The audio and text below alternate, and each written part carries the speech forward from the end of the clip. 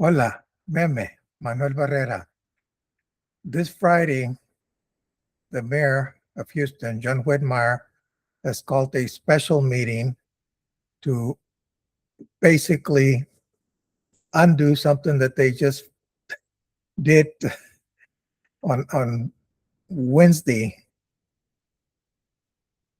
Well, today is Wednesday, so something they did last week, just a few days ago. And basically that is that they're going to vote to rescind the the ordinance that was passed that would require Houston Police Department to do certain things, such as not waiting 30 minutes for ICE to appear, or as the actually had been changed that they would first call a sergeant, then wait for the sergeant, and then call ICE, if I've got it right. But basically, whenever Houston Police Department made a stop, or even when they went to investigate, for instance, if a woman calls in domestic abuse, and the woman happens to be here illegally, one of the things that Houston Police Department does, and I believe all police departments do the same thing, is they're going to ask for your name. It doesn't matter if you're the one reporting; they're going to ask for your name. And one of the things that almost always that they do is they go look at their database to see if there's any warrants out for you. Now, Donald Trump and his goons dumped 700,000 names, maybe more, into the police database with administrative warrants. An administrative warrant basically is a warrant that says this people are not here legally, and you need to call us basically so we can deport them. It doesn't mean they have committed any crimes.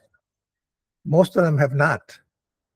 They either failed to go to a court hearing or they did something wrong. But if there was a criminal warrant, there would be criminal warrants out there, not just administrative warrants. But anyhow, HPD, at least in 75 instances, although I've heard that there were 100 instances, they did call ICE.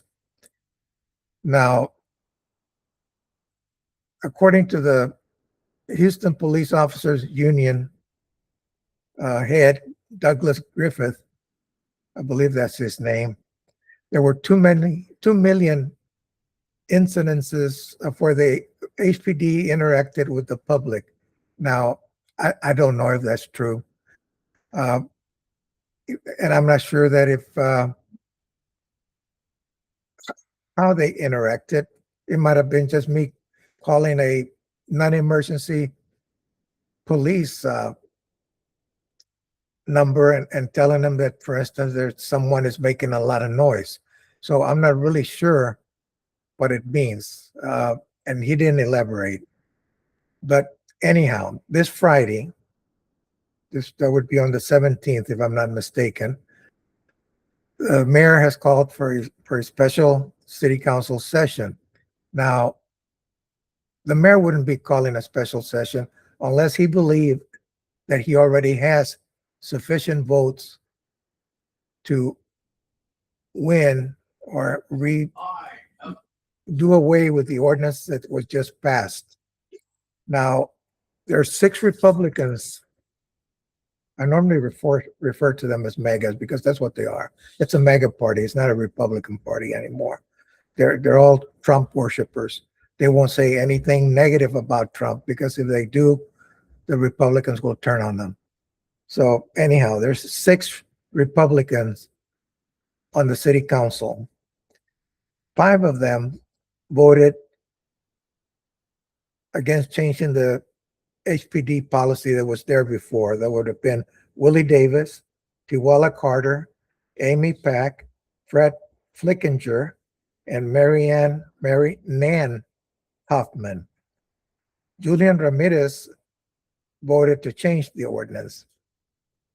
Now, what I believe is going to happen Friday, and we'll find out if I'm right or if I'm wrong, but we have two Latinos on that city council, Mario Castillo and Joaquin Martinez, who are, I'm not sure what's wrong with them, but it would surprise me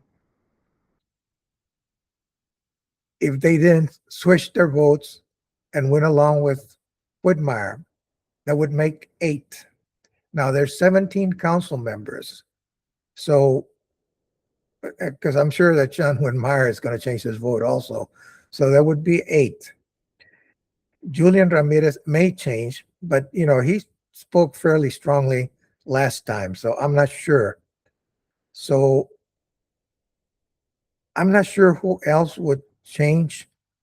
Although he did mention that one of the persons that proposed the ordinance, and he said she, so that would leave Alejandra Salinas and Abby Kamen as the possibilities of maybe switching their votes. But from what I've seen, especially from Alejandra Salinas, I'll be surprised if she does. So it is possible that Abby Kamen would switch her vote. So that would make 9, whichever one of them switches. Now, all the mayor needs is 9 out of 17 is a majority. So even if everyone is there, that's enough to basically undo what the city council did. But after Friday, we'll see if I'm right. And I don't know why the people over there on the East End and North Side keep voting for all these people that basically don't do anything to help the Latino community. I mean, they throw all the junk there. They do what they want to with those districts. Those 2 districts have more homeless shelters, more homeless people. They put the Greyhound station there. They closed off one of the streets. They just put the largest homeless shelter in the city there on East End. Woodmire went and changed a street that the people had wanted and didn't even bother to tell the council member that he was doing it. That's how much he thinks of them. I'm not a John Whitmire admirer. I first met John Whitmire in the early 1970s.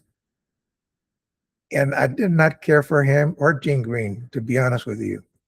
Gene Green is probably a better person. But over the years, I noticed that anyone running for office over there, they had to go kiss his ring. If they didn't kiss his ring, there's a good chance he would work against them and they would not win. I mean, that's the way things worked over there. He was the patron. He ran everything, and they're still scared of him from what I can tell. So we'll see what happens Friday. Until next time, Manuel Barrera, Meme. Bye.